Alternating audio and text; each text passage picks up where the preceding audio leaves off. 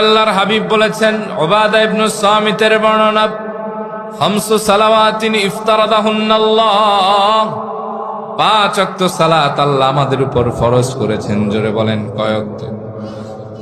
এই 5 ওয়াক্ত সালাতের ভেতরে যে 4টা কাজ করবে তার জন্য মহা পুরস্কার আছে। 1 নম্বরে মান আহসানা উযুহুন্না, যে ব্যক্তি সুন্দর করে ওযু করবে। 2 নম্বর ওয়াসাল্লাহুন্না লিওয়াক্তিহিন্না, সময়ের সাথে সাথে সময়ের ভেতরে সালাত আদায় করবে। 3 নম্বরে ওয়াতাম্মা রুকুআহুন্না, যে ব্যক্তি বিনয়ের সাথে ধীরে সুস্থে আল্লাহর ভয়ে রুকুটা আদায় করবে। 4 নম্বর ওয়াতাম্মা খুশুআহুন্না, তাড়াহুড়া মুক্ত আল্লাহর ভয়ে গোটা সালাতটা আদায় করবে।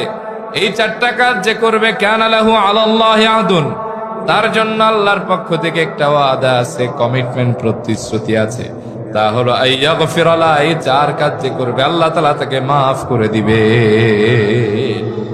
ওমান লাম ইয়াফআল যালিক ফালাইসা লাহু আলাল্লাহি আহদুন ইন শাআ আযাবা ওয়া ইন শাআ গফারা লাহু। এই 4টা কাজ যে করবেন আল্লাহর তার প্রতি কোনো ওয়াদা নাই, কমিটমেন্ট নাই, প্রতিশ্রুতি নাই। আল্লাহ চাইলে তারে মাফ করতে পারেন, আবার আযাবও দিতে পারেন।